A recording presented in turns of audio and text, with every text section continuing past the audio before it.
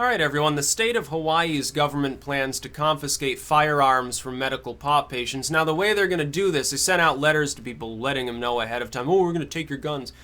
They've got a registry of gun owners. They've also got a registry of pot smokers, medical marijuana patients. It's very funny that by doing this, they're penalizing people who are actually attempting to conform to the law. Because, what about people that get medical pot, but they never registered their firearm? They're like, fuck it. Or they registered their firearm, but they smoke weed that they bought from some kid in an alley. Well, they're not going to get their gun confiscated. Good. You've chosen the most lawful segment of marijuana smokers in order to target them for confiscation. Now, this is really dumb for one major reason. The state of Hawaii is basically, with this ordinance, it's saying to the people of Hawaii and indeed the world at large, we recognize that the federal drug scheduling's wrong, that pot's medicinal, and we're skirting federal law by allowing people to smoke it medicinally anyway in state-run dispensaries. So the state is involving itself with what we then recognize as criminal activity and a reason to be disarmed. Well, then shouldn't you imprison yourselves? Or at the very least, I've got an idea. How about this? Since you want to, you conform to the Constitution, I would assume.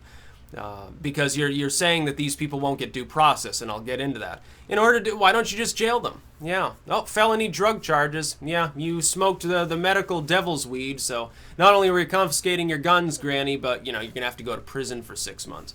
Yeah, take Cancer Granny. She's like 90, and she's still got the same firearm that she bought to help fend off the Japanese in case of invasion back in the 40s.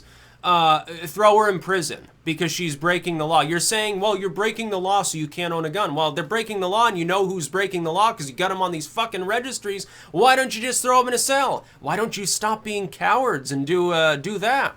Oh, no, that would be immoral, but it's totally moral to ignore federal drug scheduling because it's dumb, but then at the same time use it as a justification for taking firearms and not even giving due process. And here's the problem. Here's where this plan breaks down.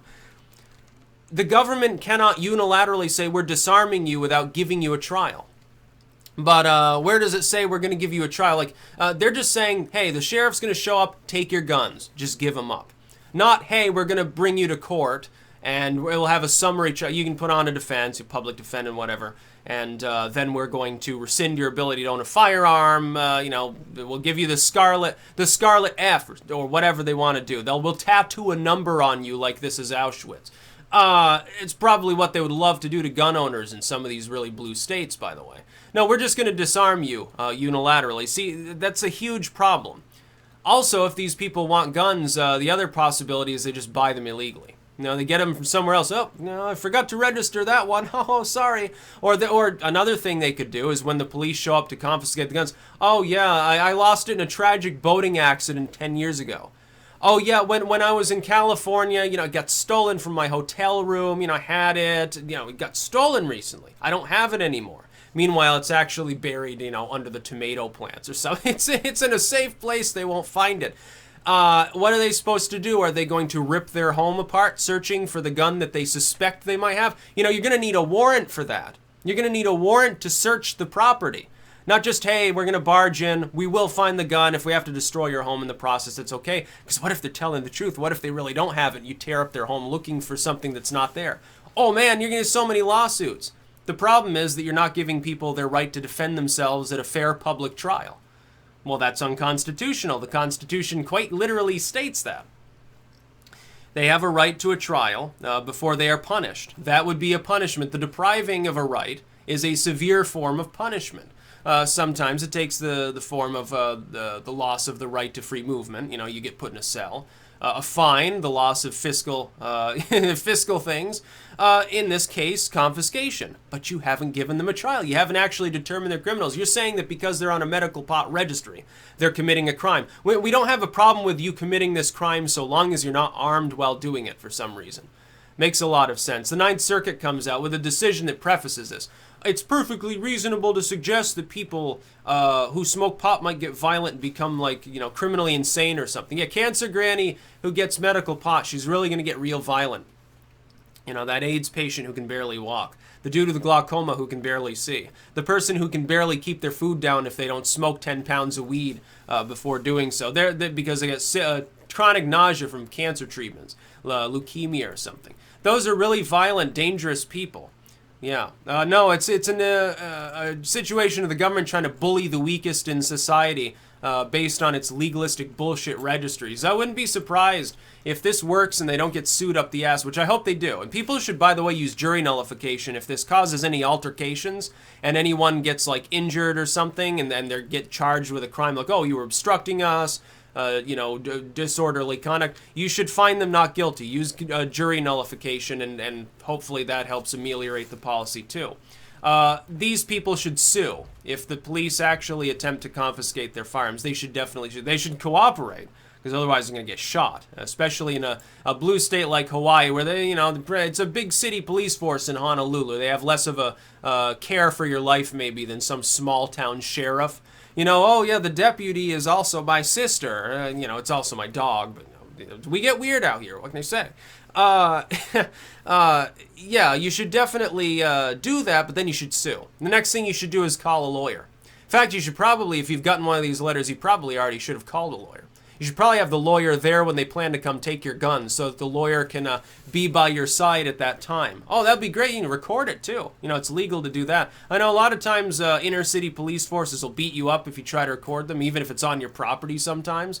But the Supreme Court's already weighed in. You have the right to record them. So you should do that. Just tell them when they show up, just so you know, I am not giving you permission to confiscate the firearm that's laying there on the table. And then, of course, they're going to take it. Say, okay, bye. The lawyer's just seen everything. You get it on tape. Ironclad case. Yeah, you just won yourself a good $1 million, probably. The depriving of a constitutional right is a very grave issue within our legal system. McDonald versus Chicago, by the way, already made it clear the states are bound by the Second Amendment too. They can't deprive you of that constitutional right without due process either. The fact that it's self-evident that you're breaking the law because you're on a pot registry overlooks a few fundamental things. Number one, the state is actually not only allowing, but facilitating that illegal behavior. That's a little bit of a problem from a legal standpoint for them to actually defend themselves against lawsuits from those deprived of the Second Amendment by this policy. That's problem number one. Problem number two is, unless they're drug testing you, they can't necessarily actually prove that you're using the license to obtain and use marijuana. They can prove you've got a license, you're on a registry that says that you're a medical marijuana recipient. Can they prove that you've actually used it? Number three, they might have to deprive the guns from all doctors that have ever prescribed someone because they've held the marijuana, they've possessed the marijuana temporarily. What about the medical industry itself? What about the CEOs and stuff of all these hospitals and medical orders that are handling the medical pot for Hawaii? What about the people who run the dispensaries? There's a lot of state workers and people in very high-powered, relatively wealthy positions you're going to have to disarm, dude. And it's not going to end just with the patients. They'll pick off the weakest first. They're just trying to confiscate as much as they can. I wouldn't be surprised if Hawaii says, okay, weed is now legal here, but, because of federal drug laws, we're going to put you all in a registry, and then a year later or so, they come to collect everyone's guns. Oh, good, we've obtained utopia. Yeah, hail Marx. It's basically what it boils down to, but it's unconstitutional. So these people, if you've gotten one of these letters, sue when they show up. Make sure a lawyer's there. Do not resist arrest. If they try to do that, do not get violent. You're going to get yourself, blown off your ass. You can get killed.